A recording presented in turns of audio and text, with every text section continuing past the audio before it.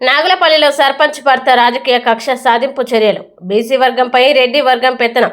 సీఎంతో పరిచయాలు ఉన్నాయంటూ బెదిరింపులకి పాల్పడుతున్నారని గ్రామస్తుల ఆందోళన. మెదక్ జిల్లా తుఫ్రాన్ మండలం నాగలపల్లి గ్రామంలో ఎన్నికలు ముగిసి రాజకీయ కక్ష సాధింపు చర్యలు మొదలయ్యాయి.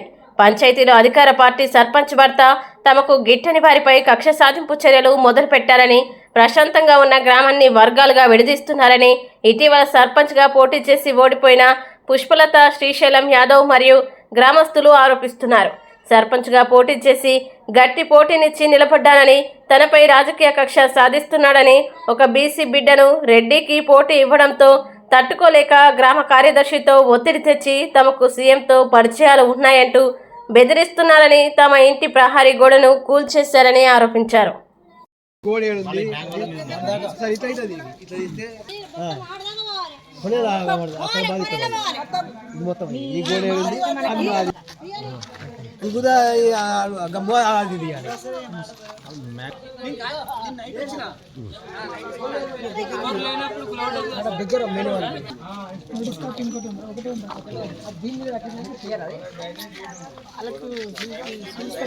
ఇది గేట్ ఉండే పాత గేట్ ఉండే పాత గేట్ ఉండే జాగేలేరు ఇట్లకెళ్ళి ఉండే వాళ్ళకి కొత్త ఇట్లకెళ్ళి ఉండే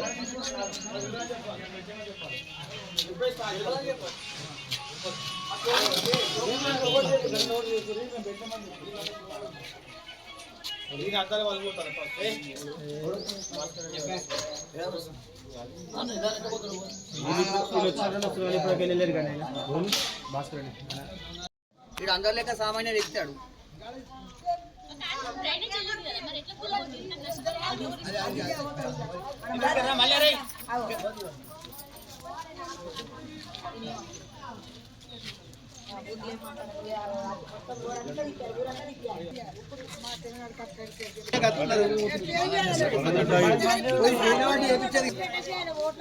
అందరు ఈ మెట్లు బిట్లన్నీ గోడేడుంది ఇట్లా ఇట్లా ఇస్తే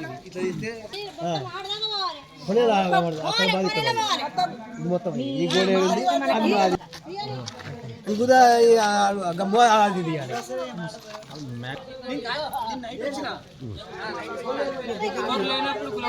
దగ్గర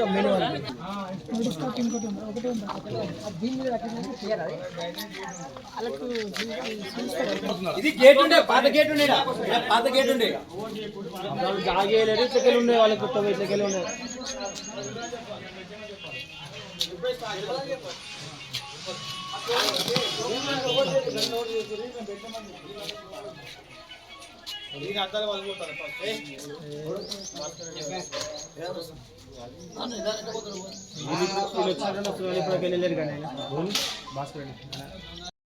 అలా గోడలు అలా అరుగులు వేరు ఉంటాయో అలా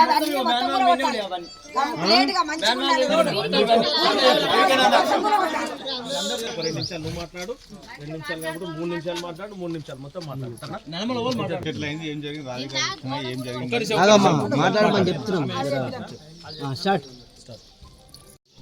ముఖ్యంగా ఈ నాగలపల్లి గ్రామ పంచాయతీ ఇంతకుముందుకు సర్పంచ్ అభ్యర్థిగా పోటీ చేసినాం. నేను గత 4 నెలల కింద పోటీ చేసినప్పటి నుంచి సర్పంచ్గా నేను ఓడిపోయినా. అలా గెలిచినప్పటి నుంచి నా మీద కక్షపూరితంగా ప్రతి ఒక్కరిని, నాకు ఓటేసిన వాళ్ళను ఉన్న వాళ్ళందరినీ టార్గెట్ చేసుకుంటా, వాళ్ళని రకరకాల ఇబ్బంది పెట్టుకుంటా, నన్ను నా పాత కంపౌండ్ వాళ్ళని కొత్తది కాదు కట్టేది, పాత కంపౌండ్ పాత గోడ మీద పెంకటిల్లు ఉంటే పెంకటిల్లు కూడా కొట్టుకొని పాత దాని మీద కట్టుకుంటున్నాను. పాత దాని మీద కట్టుకుంటే ఇక్కడ వెనుక సర్పంచ్ ఇల్లు ఉంటుంది, 6 ఫీట్ల జాగా ఇస్తే నువ్వు ఏనన్నా కట్టుకో, మోరి మీద కట్టుకో, ఏడ కట్టుకున్నా ఏం కాదు.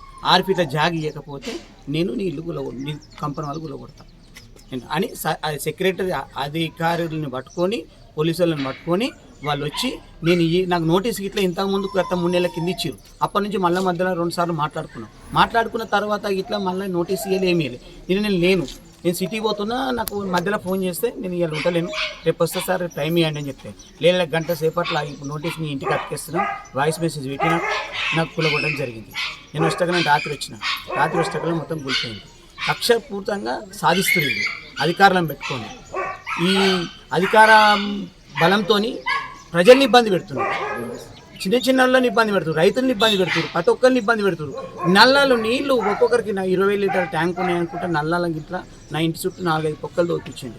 నల్ల రావద్దు, నీకు నీళ్ళు కట్ చేపిస్తాను, నాకు చూసుకోమన్నా, నా నల్ల ఏముందో అందరి లెక్క నీళ్ళు నాకు అంతే అని చెప్పి అభివృద్ధి పని పక్కకు పెట్టి కక్ష సాధింపులకు చేస్తున్నారు. ఈ కక్ష సాధింపులు ఎంతవరకు కరెక్టు? అది మీరు ఏమన్నా అంటే వాళ్ళకు ఒత్తిడి పై ఆఫీసర్లకి ఒత్తిడి తెచ్చుకుంటా సీఎం క్యాంప్ ఆఫీస్ నుంచి ఫోన్ చేసి అంటే మేము అధికార పార్టీలమే, మేము అందరం కార్యకర్తలమే, అలాంటప్పుడు మాకో న్యాయం వాళ్ళకో న్యాయం ఉండే కదా. రేపు పొద్దుగల ముఖ్యమంత్రి గిట్ట మేము గిట్ల రేపు పొద్దుగల కలుస్తాం, మాకిట్లా న్యాయం జరగలేదనుకో మేము ముఖ్యమంత్రి గిట్ట కలుస్తాం, మాకిట్లా కలిసేది ఉంది, మేము మాట్లాడతాం, మేము గిట్ల చెప్తాం ఆ విషయం. వాళ్ళ పేరు చెప్పుకుంటా వాళ్ళు ఎంతవరకు చేస్తారో చేస్తలేరు, కానీ వీళ్ళైతే పిచ్చల విడిగా చేస్తున్నారు. ఇది ఎంతవరకు కరెక్ట్ అని మీరే వాళ్ళకే వదిలేస్తున్నారు. ఇది ఎంతవరకు కరెక్ట్ అంటే 6 ఫీట్ల జాగి ఇవ్వమంటున్నాయి. 6 ఫీట్ల జాగి ఇవ్వకపోతే కూల కొడుతుంటాను. పైసలు డిమాండ్ చేసి 5 లక్షలు డిమాండ్ చేసి రికార్డ్ లేదు, మనకు ఎవరు డిమాండ్ చేశారు? మేమందరం మనం పబ్లిక్ సెక్రటరీ 5 లక్షలు ఇవ్వకపోతే ఇదంతా నెక్స్ట్ ఎలక్షన్లకు కూడా విత్డ్రా చేసుకోండి, ఒక ఓసీ మీద బీసీ నామినేషన్ అయ్యొద్దు అని చెప్పేసి మమ్మల్ని ఇబ్బంది పెట్టిరు. పెడితే కూడా నాకు ప్రజలు ఉన్నారు, నేను వేస్తా, ఎందుకు రాజ్యాంగంలో రాసింది ఉందా, ఎందుకు వేయద్దు అని చెప్పేసి నేను వేసిన తర్వాత ఏమైంది, ఓసీలంతా ఒక్కటై గెలిపించుకోవాలి, వీళ్ళని ఏ రకంగానైనా ఓడిపోయాలంటే పబ్లిక్ అంతా తిరగమల్లి నాకు తిరిగిరు. ఓట్లు వేయడానికి మొత్తం గెలిచే క్యాండిడేట్ నేను. లాస్ట్ క్లాస్ ఏం చేస్తారు, సీఎం క్యాంపస్ నుంచి నాకు సీఎం తెలిసి వాళ్ళ అల్లుడు సీఎం దగ్గర పనిచేస్తారంట. సార్ చిన్న విలేజ్ మీద ఫోకస్ చేస్తారని నేను అనుకోను, కాకపోతే వీళ్ళ పైన ఏం చెప్తురో మా మీద ఏ రకంగా వ్యతిరేకంగా చెప్తురో మాకు తెలియదు, అక్కడ ఏం జరిగిందో కూడా తెలియదు. వాళ్ళతో ఫోన్ చేపించి నానా రకాలుగా ఇబ్బంది పెట్టి పబ్లిక్ను మీకు నా దగ్గర సీఎం ఆఫీస్ నుంచి మీకు ఫోన్లు చేపిస్తాం, మీ భూములు గుంజుకుంటాం, మీకు తోవలు ఇయ్యము, ఇట్లా నానా రకాలుగా పెట్టారు. కానీ నేను ఆ రోజు మీడియాకి చెప్పలేను, ఎందుకంటే అది ఎలక్షన్ కాబట్టి ఆ రోజు మీడియాకి చెప్పలేను. అది అయిపోయింది. తర్వాత సరే మేము 18 ఓట్లతోని ఓడిపోయినాం, ఓకే, దానికి కూడా నేను ఓకే, ఎందుకంటే ప్రజల తీర్పుని నేను గౌరవిస్తాను. వాళ్ళ పని వాళ్ళు చేసుకొని మా పని మేము చేసుకుంటాం. మీరు గెలిచిన వాళ్ళు మా మీద కక్ష పట్టద్దు, అందరం ఒకటే పార్టీ, ఊరిని విడగొట్టకుర్రి, పంచాయతీలు చేయకుర్రి. ఇదే గ్రామ పంచాయతీలో నా దగ్గర వీడియో ఉంది, నేను వాళ్ళ సన్మానానికి కూడా వాళ్ళ దానికి కూడా వెళ్ళిన. ఏంది పంచాయతీ ఆ రోజు ప్రమాణ స్వీకారం కూడా నేను వెళ్ళిన.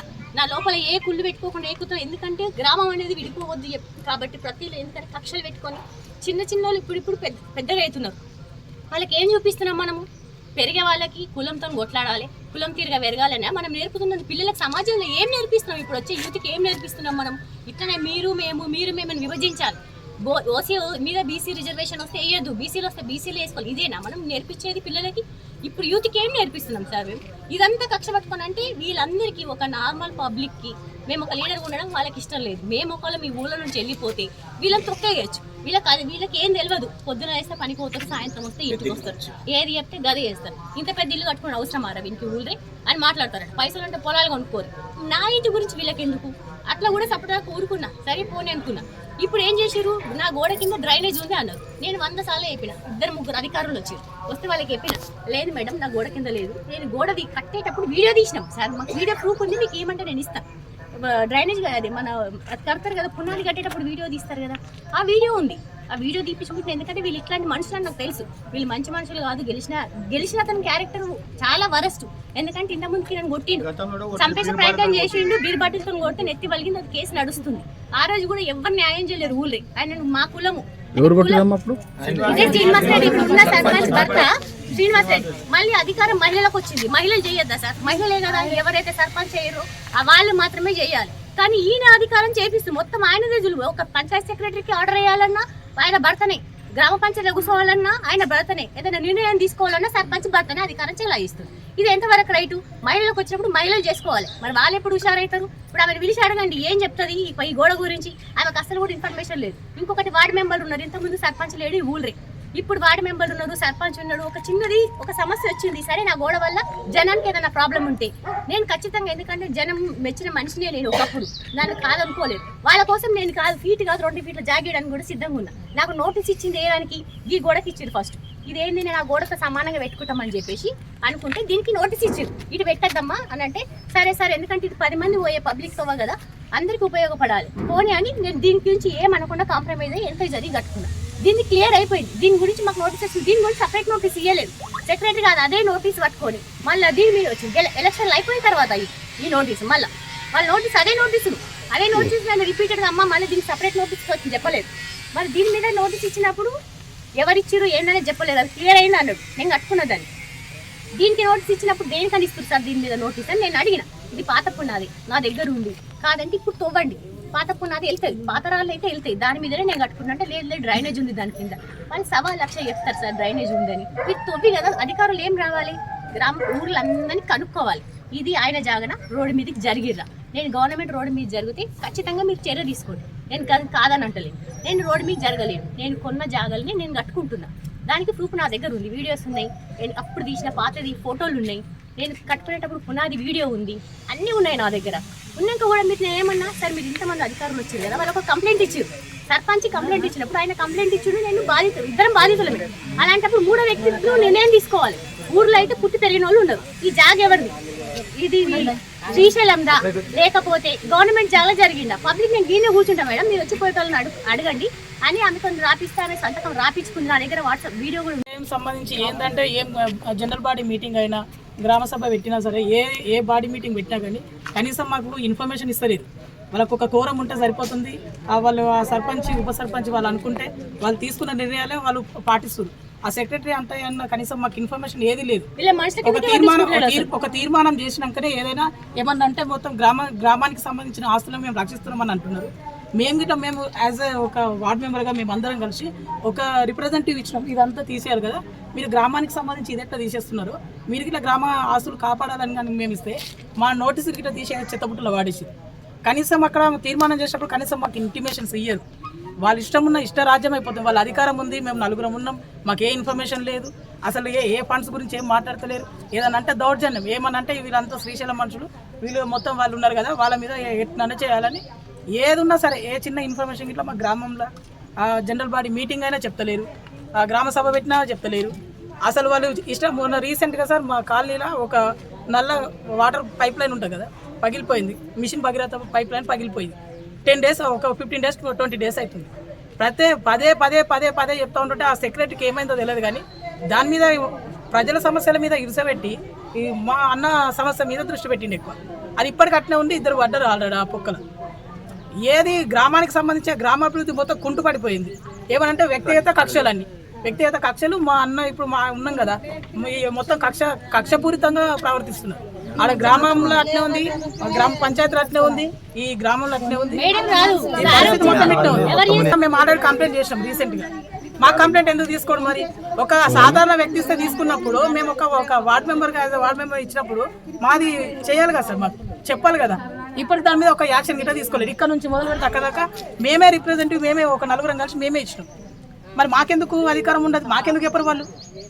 అంటే వాళ్ళకి అధికారం ఉంటే ఇష్టం ఉన్నట్టు చేసుకోవచ్చా? ప్రతి ఇట్లా నార్మల్గా మాకు చెప్పారా?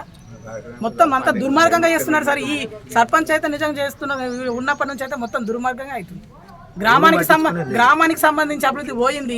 వ్యక్తిగత కక్షలు, ఆయన ఇష్టమును కట్టుకుంటున్నారు, ఇల్లు కట్టుకుంటారు, అది లేదు ఇది లేదంటే ఇప్పుడు మ్యాన్ హోల్ పైన లేనలేదు.